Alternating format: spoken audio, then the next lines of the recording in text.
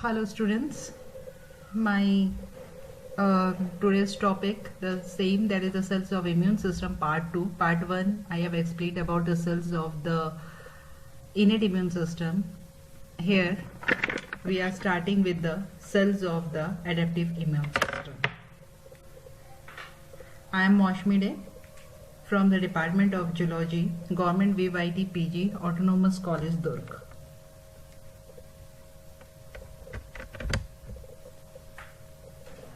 So let's start our first slide. That is, what is adaptive immune system? So adaptive immune system, that immunity that an organism develops during lifetime. यानी कि ये आपको जन्म से नहीं मिली हुई है. This is not inborn, this is not innate. This is what we experience after postnatal period. So it develops during our lifetime. How it develops after exposure to antigen. When we are exposed to the antigen, when it is becoming acquaintance to antigens, then it actually develops antibodies against it or defensive mechanism against it. That is why it is called as adaptive, or it is also known as acquired immune system. It involves the activity of lymphocytes. So जो cell यहाँ work करेगा, they are the lymphocytes. It includes third line of defense. मैंने first part में कहा था कि 3 line of defense होता है, first, second and third. So adaptive is third line of defense. The very important quality of adaptive immune system is it is very specific immunity. Net में आपने देखा था कि वो हर पैथोजन के साथ, हर एंटीजन के साथ एक जैसे बिहेव करते हैं, एक जैसा रिस्पॉन्स होता है उनका. बट यहाँ पे ये बहुत स्पेसिफिक होता है, very specific for each and every antigen. They are having a specific mechanism. So this is a very specific immunity. They discriminate between self and non-self, that common to the innate. They are having lots of diversity. Here you will find lots of diversification in the cells. They are very specific and they always have memory. वो हमेशा याद रखता है कि कौन सा antigen आया था और उससे क्या हुआ था, तो वो उसको याद में रखता है, so that it can act very fast when the same antigen attacks or invade our body. So what are the two types of adaptive immune system? There are two types of adaptive immune system. There is humoral immunity and cellular immunity. Humoral means liquor.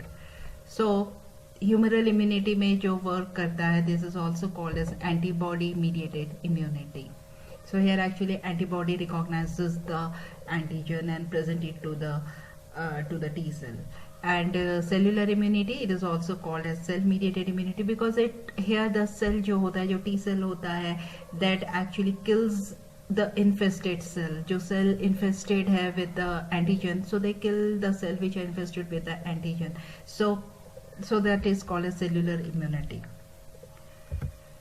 ये मैंने एक overview दिया हुआ है कि cell mediated immunity and humoral immunity में क्या होता है. तो अगर आप देखेंगे तो सबसे पहले जैसे कि आपने इनेट इम्यूनिटी में देखा था, इनेट इम्यूनिटी में क्या होता है, there are many dendritic cell, there are monocytes, there are neutrophil. बहुत सारे जो सेल्स होते हैं, they are actually antigen presenting cells होते हैं. So they are actually first engulf the antigen, then they present them to some MHC cell. When they present the MHC cell and a helper and a naive new T cell जो inactivated है, जब वो contact में आता है antigen के through the MHC, so the helper T cell gets stimulate. When helper T cell gets stimulate, तो ये दोनों तरफ से काम करेगा. ये सेल मीडिएटेड में भी करेगा और ह्यूमरल में भी करेगा. सेल मीडिएटेड में ये साइटोटॉक्सिक T सेल को जनरेट करेगा और यहाँ पे वो B सेल को जनरेट करेगा. साइटोटॉक्सिक T सेल, जैसे कि मैंने कहा कि सेल मीडिएटेड इम्यूनिटी होती है, वो इन्फेक्टेड सेल को जो है उसे वो किल कर देता है. With the help of different chemical factors, it kills it, and it also generates memory cells. In the same way, the helper T cell will stimulate the generation of B cell, and B cell will get activated, and B cell when get activated, with the help of helper T cell, which is actually having the antigen. So the B cell will give rise to plasma cells, and plasma cell will secretes antibody. In along with the plasma cell, B cell will also generate memory cell so that it can memorize the antigen for the future response. So this is how actually cell mediated and humoral response work, and how they are actually intermingled with each other, and they are working in coordination for the immune response. So now let's start with the cells of the adaptive immunity. तो सबसे पहला जो है cell mediated immunity की हम बात करते हैं, उसमें जो सेल्स होते हैं, उनमें जो सेल्स होता है वो टी सेल्स होता है, और जो ह्यूमरल होता है उसका बी सेल्स होता है. इसके अलावा एक और सेल्स होता है जो एडेप्टिव इम्यूनिटी में पाया जाता है, that is the natural killer cell. So you can see that the lymphoblast with the help of different factors it will generate B lymphocyte, T lymphocyte and natural killer cells. So let's start with the T lymphocytes. So T lymphocytes जो है about 70% of जो blood lymphocytes होते हैं, so they are generated from the lymphoid जो progenitor cells है. आपको पता होगा कि हीमोपोइसिस होता है तो एक माइलॉइड प्रोजेनिटर सेल्स होता है और एक लिम्फोसाइट प्रोजेनिटर सेल होता है, तो वहां से बनते हैं टी सेल्स और B cells and natural killer cells. तो they are formed in the initially they are formed in the bone marrow. They play a central role in cell-mediated immunity. These cells, those lymphocytes which are to be developed and mature into T cells, they will leave the bone marrow, and from the bloodstream they will move into the thymus. In the thymus they will differentiate, they will mature, they will differentiate, and they will respond. They will be trained. They will be trained to get to respond against the antigen. So वो lymphocyte जिसे T cell बनना है, तो वो bone marrow से निकलकर T lymphocyte thymus gland में जाएगा. थाइमस ग्लैंड में जाकर जो है वो एक्टिवेट होता है, डिफरेंशिएट होता है और ट्रेंड होता है. सो दे जो है टी लिम्फोसाइट्स जो है they will develop into T cells. Now जब ये डेवलप होता है तो इसका जो फीचर्स होता है टी लिम्फोसाइट का, वो होता है T cell receptors. With the help of T cell receptors जो है ये एंटीजन को बाइंड करता है. ये antigen will bind in the TCR of the T cells. तो TCR जो है it is found on the surface of the T cell in association with CDR. तो जो टी सेल रहता है, हमेशा बहुत सारे सीडीज रहते हैं कई तरह के. तो जो TCR है अगर आप देखेंगे दो मेन टाइप के होते हैं. 95% ऑफ टी सेल का जो TCR है ये अल्फा चेन और बीटा चेन का बना हुआ है. यहाँ पे दो पॉलीपेप्टाइड चेन है, that is alpha chain and beta chain. और 5% जो होते हैं उनके TCR में दोनों पॉलीपेप्टाइड चेन जो होते हैं वो गामा या डेल्टा के होते हैं. तो मेनली जो पाए जाते हैं 95% they are having TCR with alpha and beta cell, and they will have CD3. ये अगर आप देख रहे हो इसके दोनों साइड में जो है CD3 होता है. This is the cell membrane. और आप अगर देख रहे हो तो this crosses receptors the cell membrane, और वो सेल मेम्ब्रेन के अंदर है, ये सेल मेम्ब्रेन के बाहर वाला पार्ट है. तो ये TCR है, अल्फा एंड बीटा पॉलीपेप्टाइड है. इसके जो ये वाला पोर्शन है this is antigen binding. Actually इस रिसेप्टर में जो है this will recognise the antigen and a complex will form between the antigen and the antigen binding site of TCR. और CD3 जो है this is a common, this will found in all the T cells. जितने भी प्रकार के T cells होते हैं उसमें CD3 जरूर पाए जाते हैं. सो CD3 के अलावा रिसेप्टर के अलावा TCR एंड CD3 के अलावा जो दूसरे रिसेप्टर्स पाए जाते हैं, को रिसेप्टर्स पाए जाते हैं, वो है CD4 and CD8. So they are glycoprotein found on the surface of the T cell. Both have abilities to recognize peptide, MHC complexes and signal transduction. तो ये जो है पर्टिकुलर टाइप के MHC कॉम्प्लेक्स को जो है उसे ये रिकॉग्नाइज कर पाते हैं. तो जो टी सेल में CD4 होगा वो रिकॉग्नाइज करता है MHC क्लास 2 को. MHC में मतलब मेजर हिस्टोकॉम्पेटिबिलिटी सेल. तो उस क्लस्टर को जो MHC MHC2 क्लास 2 को जो रिकॉग्नाइज करेगा वो टी सेल में होता है CD4. तो CD4 T cells are actually called as helper cells. They are known as helper cells. उसके जो टी लिम्फोसाइट या टी सेल्स में CD8 पाया जाता है, they will recognise MHC class 1. वो MHC क्लास 2 को नहीं करेगा, वो MHC क्लास 1 को रिकॉग्नाइज करता है और उसे कहते हैं साइटोटॉक्सिक सेल्स. और ये साइटोटॉक्सिक सेल्स जो है, इसमें जो CD8 है, इसमें अल्फा एंड बीटा चेन होता है और वह आपस में डाइसल्फाइड लिंकेज के द्वारा जुड़े हुए रहते हैं. Now steps in T cell maturation. So T cell का जो मैच्योरेशन होता है, सो टी सेल्स जो है they will migrate from the bone marrow and they will enter thymus for maturation. So ultimately their maturation, their differentiation जो है ये पूरा का पूरा जो है वो कहाँ पर होगा, वो थाइमस में होगा. तो कैसे होता है,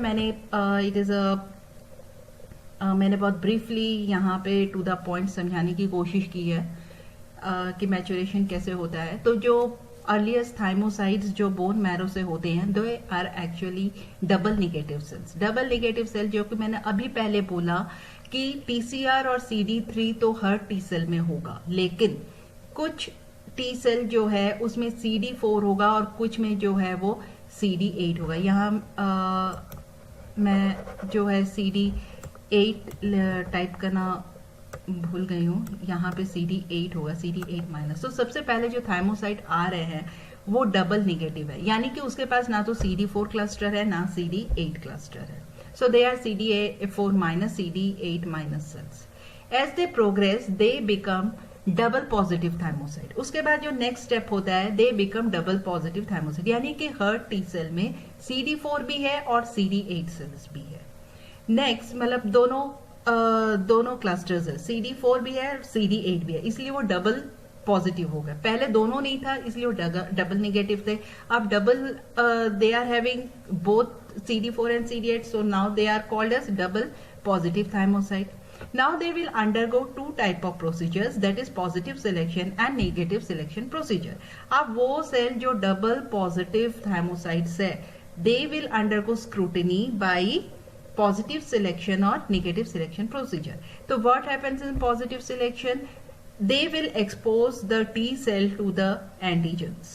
So T cell को जो selected है वो T cells को वो expose करेंगे, they will have the exposure. So those T cells which are capable of interacting with MHC molecule, they are selected. ऐसे double positive thymocyte को select कर लिया जाएगा आगे के लिए. लेकिन नेगेटिव सिलेक्शन क्या होगा, अगर ये cells they are interacting very strongly with self MHC peptides, then they will be remove. तो यानी वो सिलेक्ट नहीं होंगे.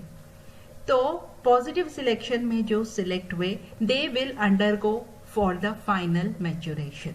सो फाइनल मैच्योरेशन जब होगा तो now from double positive they will become single positive. That is either they will be CD4 cell or they will be CD8 plus cell. या CD4 CD8 minus है, मतलब वो T thymocyte जो जिसमें CD4 है लेकिन CD8 नहीं है, या वो थाइमोसाइट जिसमें CD4 नहीं है लेकिन CD8 है. So they will become single positive. either they will have CD4 यानी CD3 है, TCR है और CD4 है, तो they will be called as helper, and CD8 है तो फिर they will called as TC sales.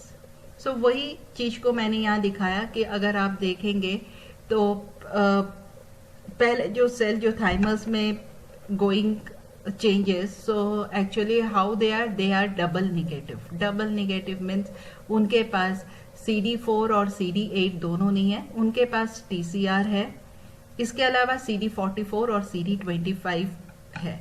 Now these are double negative. अब इसमें जो TCR है इसमें अल्फा और बीटा पॉलीपेप्टाइड डेवलप हो रहा है और इसमें दोनों CD भी डेवलप हो रहा है. So they are becoming double positive cells.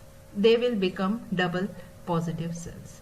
Now जब डबल पॉजिटिव सेल हुआ, now they will undergo positive selection. तो पॉजिटिव सिलेक्शन में अगर ये MHC एंटीजन कॉम्प्लेक्स के साथ एफिनिटी शो करते हैं, if they bind they show affinity towards it. So they will develop into, they will be selected for the further maturation and they will become single positive. देखिए या तो CD8 plus और CD4 plus ये बनेंगे, और जो negative selection में गए, जो बहुत ज्यादा बहुत स्ट्रॉन्ग रिएक्शन दिखाता है एंटीजन प्रेजेंटिंग सेल से, they will be killed, though cell will undergo death by the apoptosis method. Now the helper T cell will again differentiate into Th1 helper cells and Th2 helper cells. So this is the development. So first they will be double negative, then they will be double positive, then they will become finally mature into a single positive thymocytes. Now how T cell is activated, how mature, how differentiation. So T cell is actually activated, मैंने इनेट में भी एक बार आपको दिखाया था कि ये T cell है, ये T cell जो है इसको एक्टिवेट होने के लिए, ये जो आपने ऊपर देखा ये सारा चीजें, ये तब होगा जब वो एक्टिवेट होगा। तो जब ये एक्टिवेट होता है, कैसे एक्टिवेट होगा, क्योंकि इससे ये MHC मॉलिक्यूल जो है वो एंटीजन को अपने साथ लाता है। एंटीजन का कोई छोटा सा पार्ट जो है, वेदर इट इज पेप्टाइड और समथिंग, वो MHC मॉलिक्यूल जो है या एंटीजन प्रेजेंटिंग सेल है, जब ये ऐसे MHC मॉलिक्यूल कांटेक्ट में आता है तो टी लिम्फोसाइट जो है वो बॉन्ड बनाता है between the antigen and T lymphocyte, there will be formation of an complex. So जब ये कॉम्प्लेक्स बना, when it is identified by the T cell, then T cell will undergo clonal expansion, यानी इसका proliferation होगा, और proliferation होने के बाद ये बनाएगा mainly T cytotoxic cell, memory T cell, suppressor T cell जो reaction को रोकेगा, और helper T cell जो help करेगा, जो cytotoxic T cell को भी stimulate करेगा, जो B lymphocyte को भी stimulate करेगा। सो दिस इज ये यहाँ पे एक चीज बहुत ध्यान से आपको याद रखने की जरूरत है कि टी सेल तभी एक्टिवेट होता है when antigen is presented by the MHC molecule. APC के बगैर MHC जब तक नहीं एंटीजन को लाएगा तब तक टी सेल एक्टिवेट नहीं करेगा, वो मैच्योर नहीं होगा, वो अपना काम नहीं करेगा। So this is very important, very unique character of T lymphocytes. Now the subsets of T cells. So subsets of T cell अगर आप देखेंगे तो ये मैंने एक डायग्राम बनाया हुआ है कि देखिए MHC2 है, MHC2 और APC है, यानी कि एंटीजन प्रेजेंटिंग सेल है, ये एंटीजन है। So they come in contact with the T helper cell. जब T हेल्पर सेल रिकॉग्नाइज करता है एंटीजन को with the help of MHC, so this will give rise to with the help of clonal selection बहुत ज्यादा T helper cell बनेगा। T helper cell दो type के mainly होते हैं, मेनली बहुत टाइप के होते हैं, but two main type, that is Th1 and Th2। तो one T cell helper cell will help in the stimulating B cells and then B cells will ultimately produce antibodies, और एक होता है CD4 जो killer T cells को बनाएगा और killer T cells जो है वो किल करेगा। इसके अलावा टी हेल्पर सेल जो है मैक्रोफेज को भी मदद करता है for the phagocytosis. Next is subsets of T cell. मैंने यहाँ दिया टी हेल्पर सेल मुख्यतः हम Th1 Th2 पढ़ते हैं, but there are many types. So T helper cell में Th1 सेल्स जो है they are required for the host defense against intracellular viral and bacterial pathogens, and they work by secreting interferon gamma production and expression of T-bet transcription factor. T helper 2 cells जिसको Th2 जो है abbreviation है, they are important for the host defense against large extracellular pathogens and responsible also for sometime allergic responses. ये work करते हैं by the cytokine they secrete Th2 जो है वो secrete करता है cytokines और उसके द्वारा ये अपना काम करता है। T helper 9 type 9 cells, this protect against parasitic helminth infection, but also sometimes cause asthma symptoms and induce experimental autoimmune encephalomyelitis. Then T helper type 17. They are involved in the mucosal immunity and autoimmune disorders. These cells are pro-inflammatory यानी जो inflammation आगे चल के करे. Pro means होने से पहले. So pro-inflammatory as they can inhibit the expansion of T regulatory cell. देखिए T regulatory cell वो सेल होता है जो रेगुलेट करता है कि कब उसे सेल को किल करना है और कब उसके इम्यून रेस्पॉन्स को रोकना है.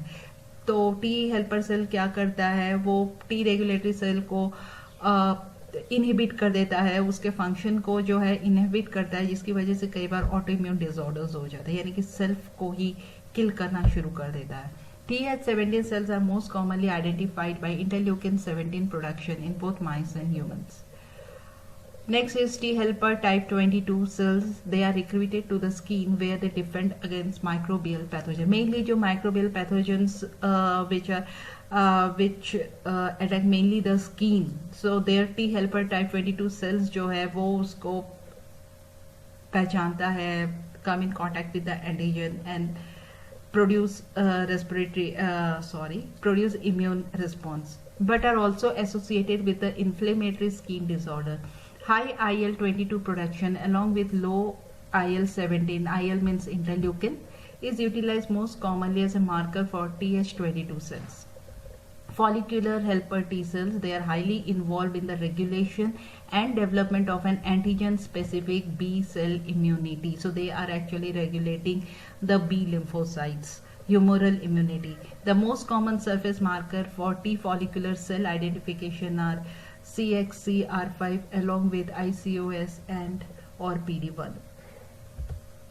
So जो मैंने आपको पहले बोला वही मैंने यहाँ पे लिख दिया कि सब डायग्राम में शो कर रहा है कि जो नेव टी सेल है, जो इनएक्टिवेटेड टी सेल है, जब वो एंटीजन के संपर्क में आता है through MHC, so different depends की क्या फैक्टर्स है. अगर IL-6 IL-21 सिक्रीट हो रहा है तो टी फॉलिकुलर सेल बनेगा. अगर TGF बीटा या IL-4 आ रहा है तो TH9 बनेगा. उसी तरह IL-4 सिक्रीट होगा तो TH2, IL-12 या इंटरफेरोन गामा हो रहा है तो TH2. तो this way I have shown you कि डिफरेंट जो फैक्टर सिक्रीट होगा, so T cell will differentiate into such subsets. Then regulatory T या ट्रैग सेल्स, जिसको हम कहते हैं टी रेगुलेटरी सेल कहते हैं, this is comprises of 5 to 10% of the total CD4 plus cells.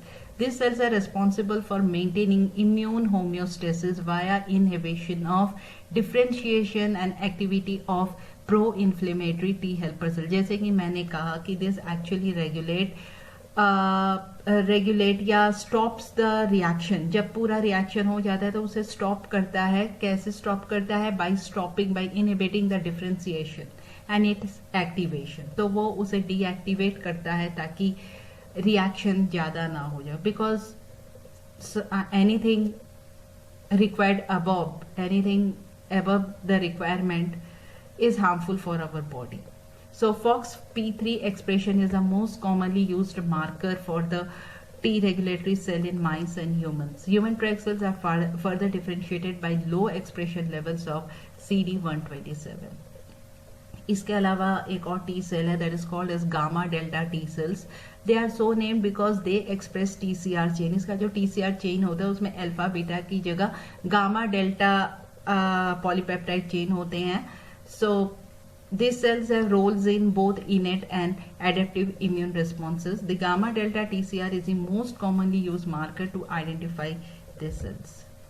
Now the CD8 plus cytotoxic T lymphocytes, CTLs इसका abbreviation है. They are subset of T cell that express alpha beta T cell receptor. They are responsible for the direct killing of infected, damaged or dysfunctional cells, including tumor cells. जैसे कि मैंने कहा था कि ये cell mediated immune response देता है, यानी कि जो cell infected है, those cells which are infected or damaged. So CD8 will kill the whole cell, not only the pathogen, but it will kill the cell along with this pathogen, तो पूरा cell को वो किल करता है. CD8 expression and interferon gamma production are the most commonly used marker for CTL identification. पूरे CDL में से T cell में आप कैसे पहचानोगे कि वो CD8 प्लस है? Because this will express interferon gamma production and CD8 expression. Additionally, they are having perforin and granzyme B, which are required for the cell death. तो जो वो जब सेल को डेथ करता है तो cell how cell is dead because they secrete perforin and granzyme B, जिससे plasma membranes में पोर्स हो जाते हैं. एक्टिवेटेड CD8 प्लस सेल्स जो है they express XCL1, a chemokine that attracts dendritic cells and is required for maximal priming and expansion of the CTLs. The population of activated CTL is heterogeneous. The bulk of the population is comprised of short-lived effector cells which die off quickly after the infection has been cleared. But there is also a small group of memory precursor effector cells that contribute preferentially to the memory cell population. I hope you are understanding this that कि CTL का दो type के population होता है. heterogeneous मतलब एक से अधिक. So दो टाइप के population है. एक है जो बहुत बड़ा परसेंटेज CTL का बनाता है, that is called as slack SLEC, यानी शॉर्ट लिव्ड इफेक्टर सेल्स, जो इन्फेक्शन को क्लियर करने के बाद या सेल को किल इन्फेक्टेड सेल को किल करने के बाद ये सेल भी एपोप्टोसिस के द्वारा खत्म हो जाते हैं. तो they are called as short lived effector cells. But there is also a small group of memory precursor effector cell. Second type जो है that is memory precursor effector cell. ये लॉन्ग लिव्ड होते हैं और ये याद रखते हैं एंटीजन को. Lethal to tissue cells invaded by the viruses. तो वायरसेस इन्फेक्टेड टिश्यू सेल के जो वायरस इन्फेक्टेड सेल्स होते हैं उनको वो कील करते हैं, हमें इम्यून देता है from the viruses and also play a very important role in destroying the cancer cells, heart transplant cells or other cells which it recognizes as the foreign to our body. So this is the activation and action of the cytotoxic T cell. तो आप पहले देख रहे हो कि ये T helper cell है. ये जो T helper cell है ये MSC क्लास 2 को, ये पैथोजन है और इस पैथोजन में MSC क्लास 2 है. यहाँ पर ये जो टी हेल्पर सेल है वो इस MSC क्लास 2 को पहचान रहा है. ये MSC क्लास 2 किसके साथ एसोसिएटेड है? पैथोजन के साथ. ये पैथोजन को कौन ला रहा है? This is some APC cell. ये एक APC सेल है जो पैथोजन को फेजोसोम बना के या उसे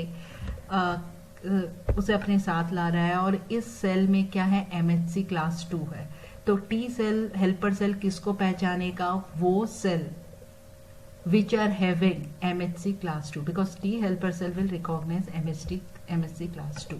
So when it comes it forms a complex. ये दोनों जब complex बनाते हैं तो T helper cell become activated.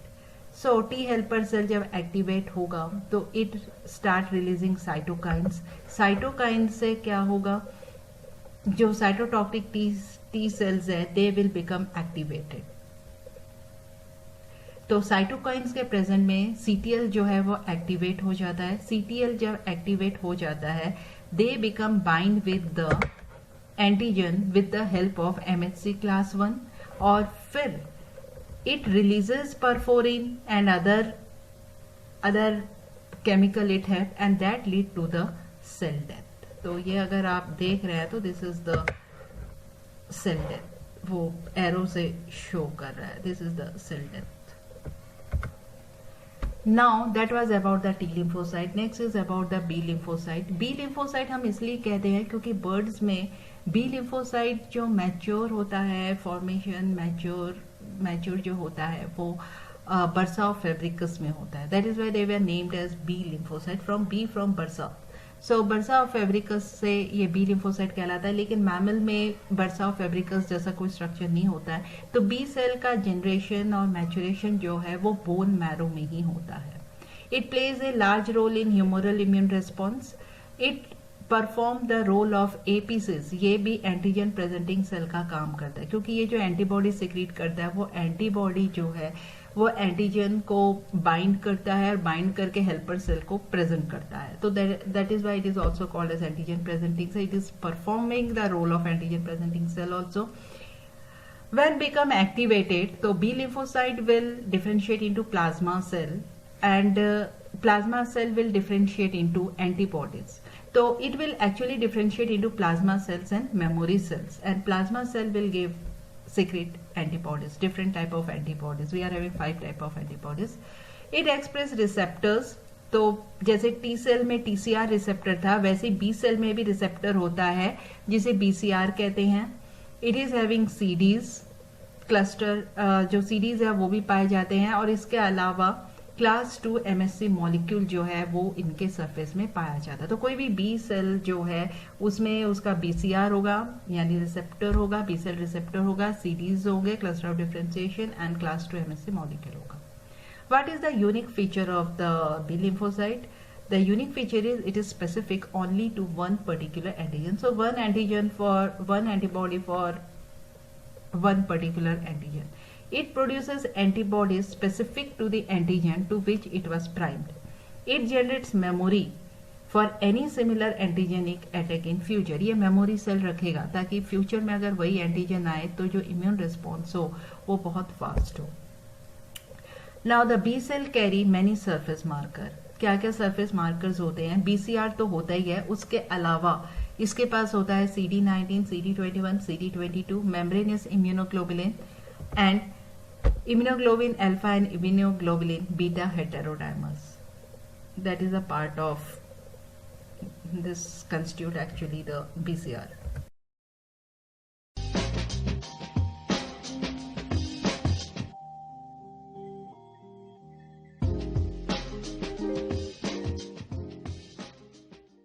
इनका जो मैच्योर और डिफरेंशिएशन होता है बी सेल का, that is of two type, that is in the two phase. That is antigen independent phase which happens in the bone marrow and liver, and its development in the spleen and lymph node, it depends on antigen. It depends on the interaction with the antigen. So the whole development of B lymphocyte, it is differentiated into two phases. One phase where it is not coming in contact with the antigen, वो antigen के contact में नहीं आता, उस part का जो development है that is called as antigen independent phase.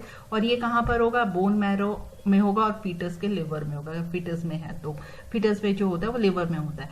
और वो बी लिम्फोसाइट्स जो बोन मैरो से निकल के लिम्फ नोड्स में आ जाते हैं, तो वो आते हैं कांटेक्ट में किसके? एंटीजन के. बोन मैरो से जो बी लिम्फोसाइट गया वो एक्चुअली में दैट इज इनएक्टिव, तो उसे एक्टिव करना है तो it have to be come in contact with the antigen. So दो फेजेस हो गए हैं इसके, एंटीजन इंडिपेंडेंट. तो यहाँ पे डायग्राम में भी आपको दिखाया गया है, this is progenitor B cells, and इसमें इम्यूनोग्लोबुलिन का जो है रीअरेंजमेंट हो रहा है, and then it will become mature B cell. But this mature B cell is not active. After production of mature B cell, this will enter into peripheral lymphoid organs. So it will enter into secondary and tertiary lymphoid organs.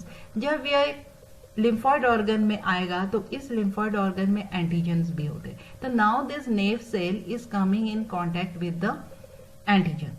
तो इस antigen के contact में आने के बाद ज्यादातर जो new B cells है उसका death हो जाता है. They cannot survive, but some new cells survived when it come with antigen. तो जब ये antigen के contact में आ रहा है, then this B cell will activate T helper cells. Now this T helper cell will activate B cells, and now B cell में दो चीजें बनेंगी. एक बनेगा प्लाज्मा सेल, एक बनेगा मेमोरी सेल. प्लाज्मा सेल जो है वो क्या करेगा? वो एंटीबॉडी बनाएगा, और एंटीबॉडी हमारे पास 5 तरह के एंटीबॉडीज होते हैं, तो 5 अलग तरीके के होते हैं. तो class switching will happen. Class switching means different type of formation of antibodies. क्योंकि सबसे पहला जो एंटीबॉडी बनता है वो IgM रहता है, लेकिन और भी 4 प्रकार के हैं. तो जब वो बनते हैं तो that is called as class switching. तो this is the different phases of the development of the B lymphocyte. वही यहाँ पे बोला गया कि मॉलिक्यूलर क्या होगा बोन मैरो में जो है there will be the rearrangement of the Ig gene, that is J rearrangement होगा, और यहाँ पे जो है होगा, यहाँ पे प्रो बी सेल बनेगा, उसके बाद जो है प्री बी सेल बनेगा एंड देन मैच्योर सेल बनेगा। तो 3 स्टेजेस होगा बोन मैरो में, pro B lymphocyte, pre B lymphocyte and mature B lymphocyte development. Peripheral या सेकेंडरी, यहाँ पर जो है, यहाँ पे class switch somatic hyper mutation होगा ताकि अलग अलग एंटीबॉडीज टाइप के बन सके। इसके अलावा यहाँ पे बी सेल एक्टिवेशन होता है, मेमोरी सेल का फॉर्मेशन होता है एंड प्लाज्मा सेल का फॉर्मेशन होता है। Now the stages of the generation of the B cell, वही चीज आपको यहाँ पे बताया गया है। अगर आप यहाँ देखेंगे तो ये है बोन मैरो, ये जो पूरा बॉक्स है ये है बोन मैरो। तो बोन मैरो में अगर आप देख रहे हैं तो पहले प्रो बी सेल बनेगा, तो इसमें हैवी चेन रीअरेंजमेंट हो रहा है। Then it will form pre B cell. अगर देखेंगे तो यहाँ पर बीसीआर बनना शुरू हो रहा है, उसके बिल्कुल इनिशियल फेज में है। So it expresses pre BCR यानी बी सेल रिसेप्टर। उसके बाद ये हाईली प्रोलिफरेटिव होते हैं, यानी बहुत सारे सेल्स बनते हैं। Then these will form small pre B cells. So down regulated pre BCR and kappa and lambda light chain का जो है यहाँ रीअरेंजमेंट होता है।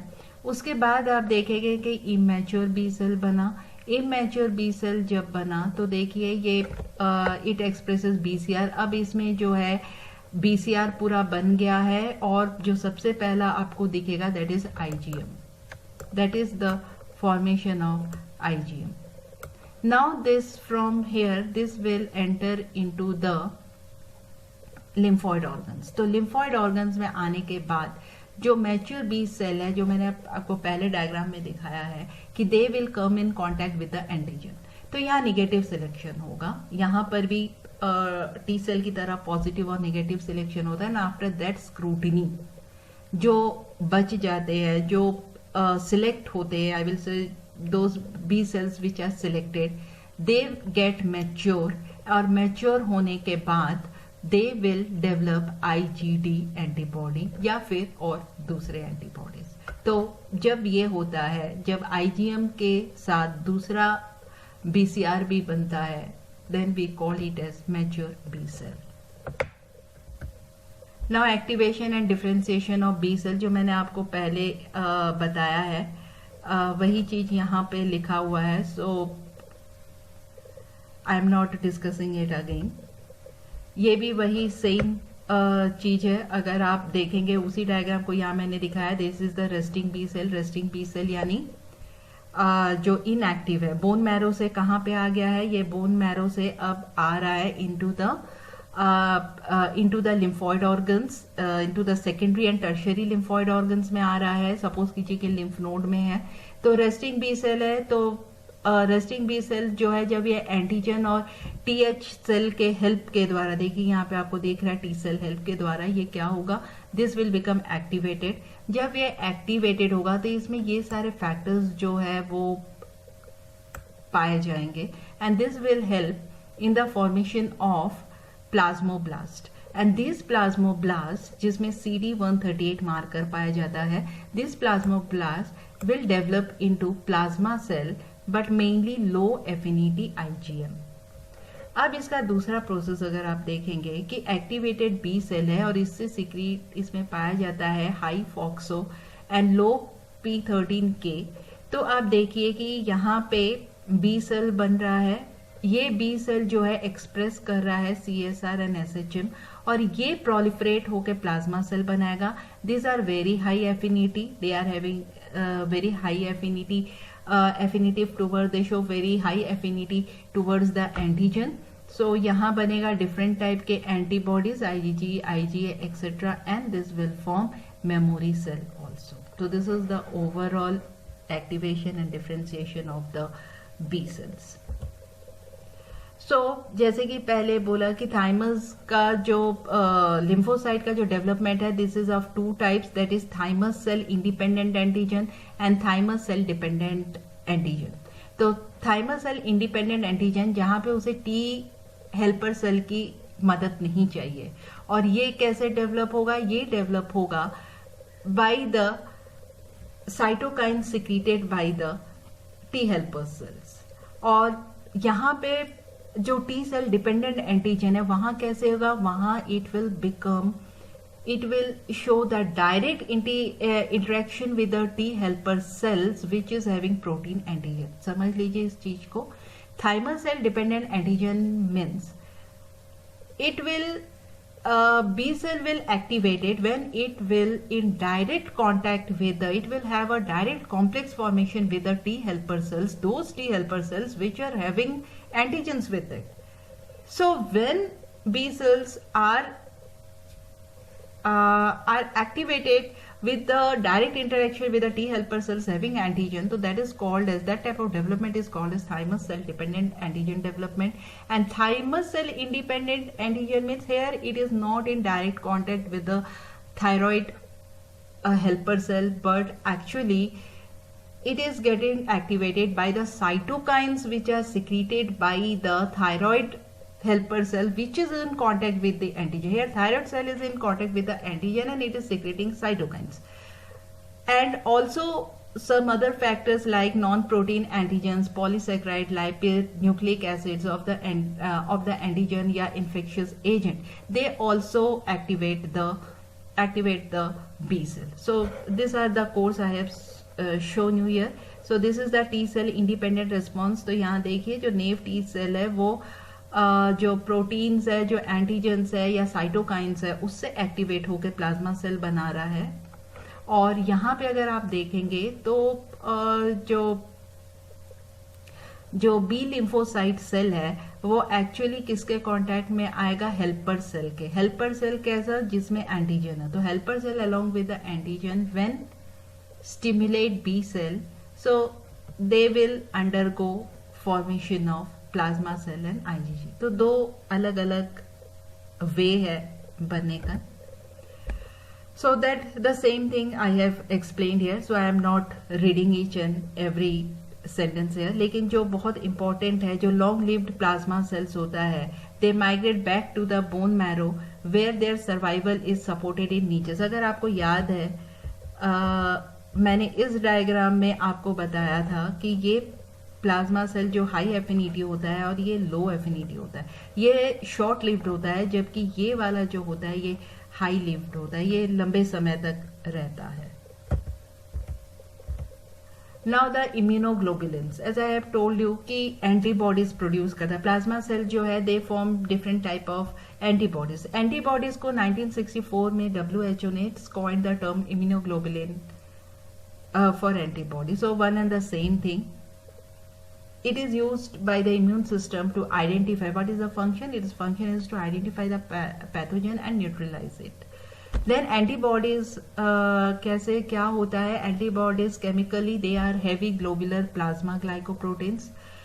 It is a heterodimer with a molecular weight of approximately 150 kilodaltons. It reacts specifically with the antigen that stimulated their production. So specific immunoglobulin will come in contact with antigen and then it gets stimulated. Functions of antibodies, it helps in neutralizing toxins and viruses, यानी कि it kills the pathogens.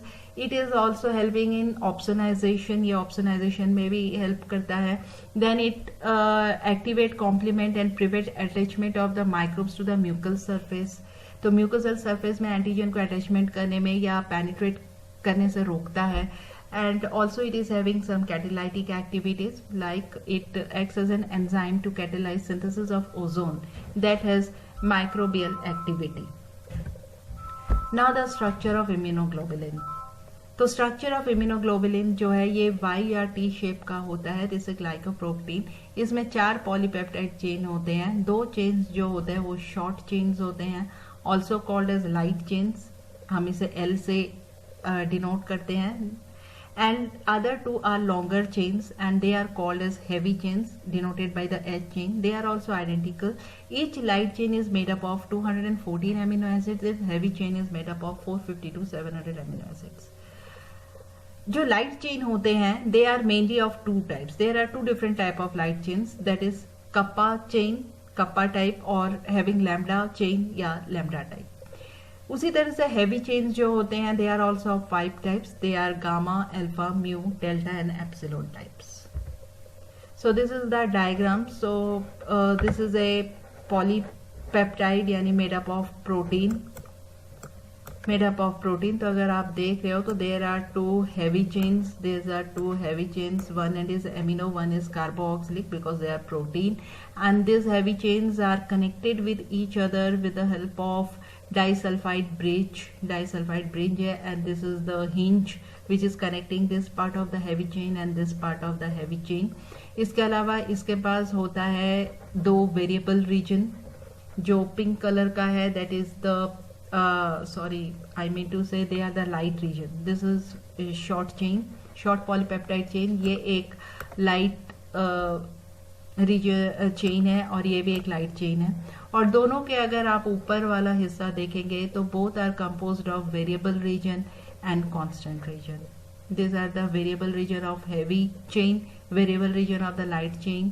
This is the constant region of the heavy chain. Constant region जो होता है, this portion is also called as FC portion. So these are also formed of the constant. And this ये जो variable region होता है ये वो part होता है. This is the part, the variable part of the heavy chain and light chain. This is actually the antigen binding. मतलब ये antigen के साथ bind करता है. They recognize the antigen and bind with the antigen. And both the heavy chain and light chain are again connected with each other with the help of disulfide bridge. So this is all about the structure of an antibody. So वही यहाँ पे लिखा हुआ है कि one end of the chain is amino end terminal, another is the N terminal. Other end is called as carboxyl terminal end or C terminal end. The four chains are interconnected by disulfide bonds. The two heavy chains are linked by 1 to 13 interchain disulfide bonds. जो दो heavy chains हैं, they are having disulfide bonds that number something from 1 to 13. Each light chain is linked to heavy chain. Light chain and heavy chain are also connected with the help of disulfide bond. The light chain has 2 interchain disulfide bond and heavy chain has 4 interchain disulfide bond. The immunoglobulin consists of two main region, that is variable region and constant region जो मैंने आपको दिखाया था. In the constant region, the amino acid sequence remain constant in most of the immunoglobulins. तो ज़्यादातर immunoglobulins जैसा IgG है तो जितने भी है उसमें जो constant region होगा उसमें amino acid का जो number है that remain constant. In the variable region, the amino acid sequence show variability. Why? Because they have to recognize the antigen. So they have to show the variation because there are variable type of antigen. So that part is, in that part, there is always the variation in the number of amino acids. These are types of immunoglobulins. 5 types, that is immunoglobulin G, immunoglobulin M, immunoglobulin A, immunoglobulin D and immunoglobulin E. मैंने उसके characters I have written here and I have written what is the difference all between them. So if you see main thing, IgG जो होता है ये सबसे ज़्यादा पाया जाता है, most frequent, that is 80% of the total immunoglobulin belongs to IgG group. And सबसे जो heavy होता है that is IgM. अगर आप देखेंगे IgM is having largest molecular weight. उसी तरह अगर heavy chain देखेंगे तो IgG is having gamma, IgM is having mu, IgA is having heavy chain alpha, IgD is having delta heavy chain and Ig is having epsilon. So what is the function? IgG का main function होता है present during secondary immune response. IgM always primary immune response. सबसे पहला जो immune response होगा antigen के लिए सबसे पहला IgM will be there. Then other comes. So that is the primary immune response. First attack is primary immune response. First counteracting with the antigen is the primary immune response, and then next time is secondary immune response. Secretory IgA जो है they provide protection in respiratory and urinogenital surface. IgD जो है ये B cell receptor binding में help करता है and it provide IgE जो है ये parasitic से हमें इम्यून देता है and it is also responsible for allergic conditions. So these are the diagram. So you can see IgD, IgE and IgD जो है इनके पास चार पॉलीपेप्टाइड चेन होता है. लेकिन IgM में अगर देखेंगे, मतलब ये जो आप देख रहे हो 4 polypeptide chain, this is 1 unit, this is considered as single unit. So if you see IgM, जो कि मैंने आप वहाँ पे पॉइंट आउट किया था कि this is the heaviest one because it is having 5 units. This is 1, this is 2, this is 3, 4. तो इस तरह से इसमें जो है 5 जो है यूनिट का बना हुआ रहता है एंड दे रिमेन, जो 5 यूनिट है वो ज्वाइन रहते हैं पॉलीपेप्टाइड के with the help of joining chain या जे चेन कहते हैं. उसी तरह IgA अगर आप देखेंगे तो यहाँ 2 यूनिट का बना हुआ है, IgM 5 and IgA 2. In short, I have given here about the antigen antibody reaction. तो किस तरीके का रिएक्शन करता है. एक जो उसका इंटरेक्शन होता है that is the prevention of attachment, यानी कि वो एंटीजन को जो है, suppose here it has shown virus, ये हमारे मेम्ब्रेन के साथ उसे अटैच होने से बचाता है, उसे रोकता है कि वो अटैचमेंट ना कर सके, सेल के अंदर ना जा सके.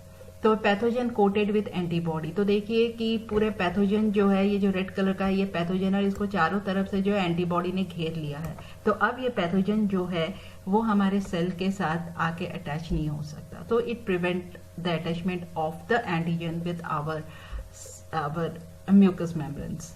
Then the clumping of antigen. एक इसका डिफेंस मैकेनिज्म होता है clumping. So here you can see they are clumped. Foreign cell and antibody ये सब एक दूसरे के साथ ज्वाइन करके आपस में इसे क्लम्प कर देता है. तो antibodies can link antigen together forming a cluster. तो एक ग्रुप बन गया पूरा दैट फेगोसाइट कैन इंजेस्ट. अब उसने ग्रुप बना दिया, उसे क्लस्टर कर दिया, क्लम्प कर दिया. अब कोई भी फेगोसाइट आकर जो है क्या करेगा, कोई भी फेगोसाइट आके इसे इन्वेड करेगा. Next is the neutralization of the toxin. तो जो एंटीजन में जो टॉक्सिन है, जो एक्चुअली जहर है, उसे वो न्यूट्रलाइज कर देता है. तो antibody bind to toxin molecule to prevent from them damaging cells. तो जो टॉक्सिन जो है एक्चुअली अफेक्टिंग आवर सेल्स, उस टॉक्सिसिटी को वो खत्म कर देता है, उसे न्यूट्रल कर देता है. Help with phagocytosis. Phagocytosis can attach more easily to antigen. आपको मैंने फंक्शन में बोला था कि it helps in opsonization, it is helping as an opsonization. तो यहाँ पे एंटीबॉडी क्या कर रहा है कि फॉरेन सेल के साथ को अटैच कर रहा है. Now it become very easy for the phagocytes to continue its work more efficiently. ये ज्यादा जल्दी रिकॉग्नाइज करेगा, ज्यादा जल्दी वर्क करेगा जब ऑप्सोनाइज्ड होता है. तो एंटीबॉडी जो है एक ऑप्सोनाइजेशन का भी काम करता है. Activation of complement. So it also activate complement. When complement attaches to antibody on a cell surface, a series of reaction begins that activate complement to destroy cell. तो यहाँ पे complement को जो different complements होते हैं, series होता है complements का, उनको activate करता है और जो complement है वो destroy करता है पैथोजन को.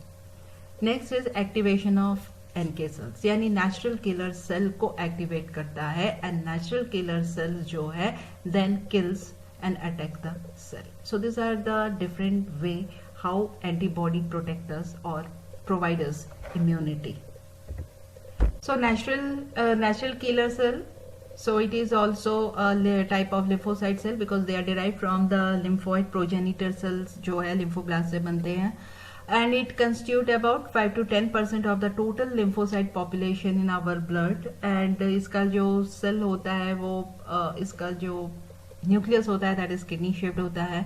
They are cytotoxic, means they kill the infected cell. How they kill the infected cell? Because it contains some granules.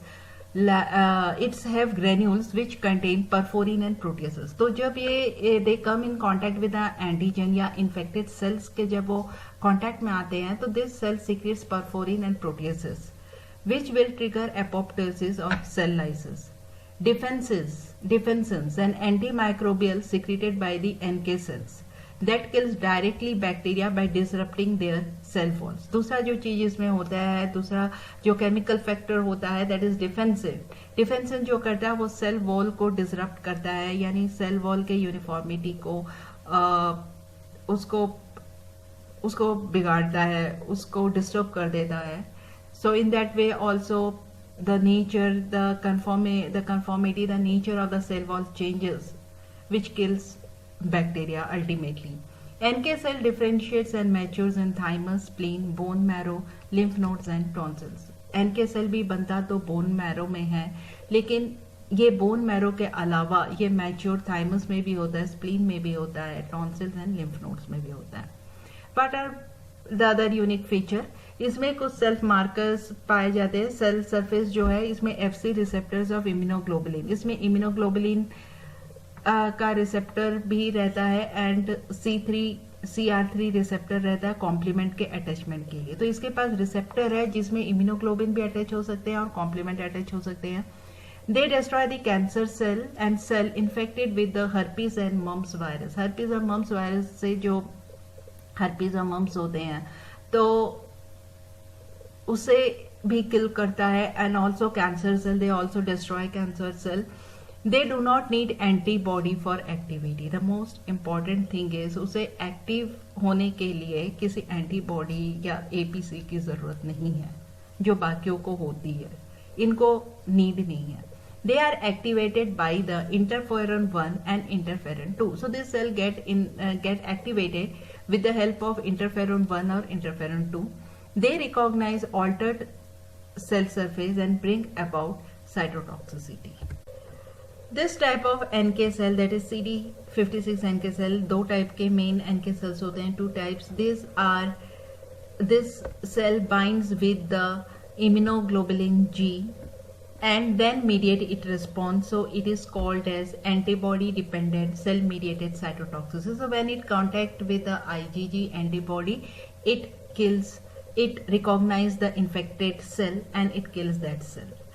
So expression of granzyme B and perforin is also high in this subset. This subset create large amount of the secretes perforin and granzyme B, which actually create pores in the cell walls, in the plasma membranes, and ultimately because of that extracellular fluid enters into the cell and it kills the cell. So but the thing to remember is when it binds with the IgG, it is got activated and it kills the cell. Second is cytokine producing subset of NK cells. This subtype comprises of 10% of NK cell. This subset is known as the cytokine producing subset of NK cells and rapidly produces cytokines and chemokines, including I have mentioned here IFN, interferon gamma, TNF alpha, tumor necrotic factor. TNF is tumor necrosis factor, and GM-CSF after activation. जब ये activate हो जाता है, इसको activate होने के, इस subset को एक्टिवेट होने के लिए दे do not require any antigen presenting cell, and these cells will kill the infected cells by producing cytokines and chemokines. A specialized type of population of NK cells are also found in women uterus, which are called as uterine NK cell. तो दो main type के तो होते हैं, CD56 और cytokine, और अभी कुछ खास प्रकार के NK सेल भी पाया गया है, खोजा गया है, जो कि which is located in the woman's uterus and they are named as uterine NK cells.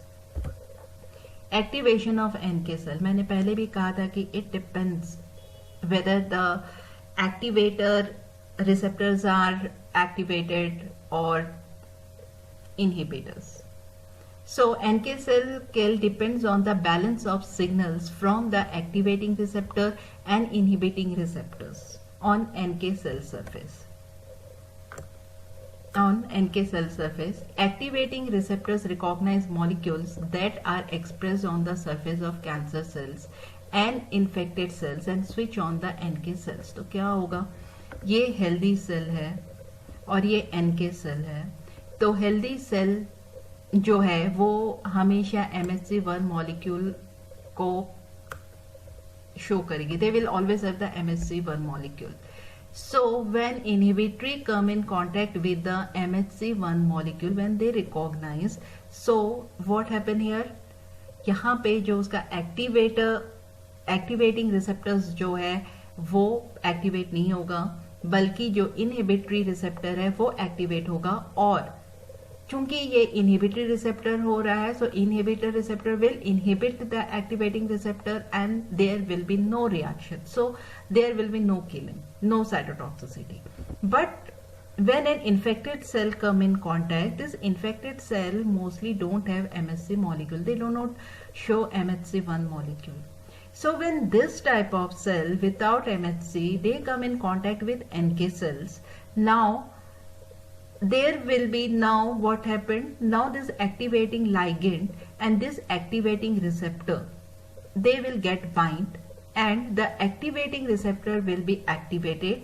और ये जब एक्टिवेट होगा तो NK सेल एक्टिवेट होगा और ये क्या करेगा, ये this will secrete perforins and other enzymes and it will kill the infected cells. So the main thing what you have to remember, the healthy cell जो है they mostly have MHC1 molecule. So when NK cell come into the contact with the cell which is having intact MHC1 molecule, they will not do anything. They will not get activate and they will not kill.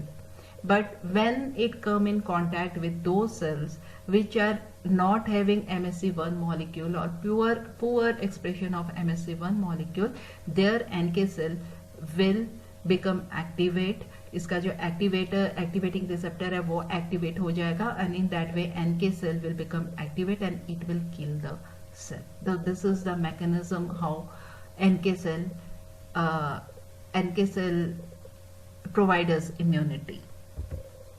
So this is the whole process I have told you कि सबसे पहले तो उसने recognise कर लिया कि इसमें MHC1 molecule नहीं है, तो उसने, क्योंकि एबनॉर्मल सेल है तो इसमें MHC1, it is not having MHC1 molecule, so NK cell will bind with this abnormal cell.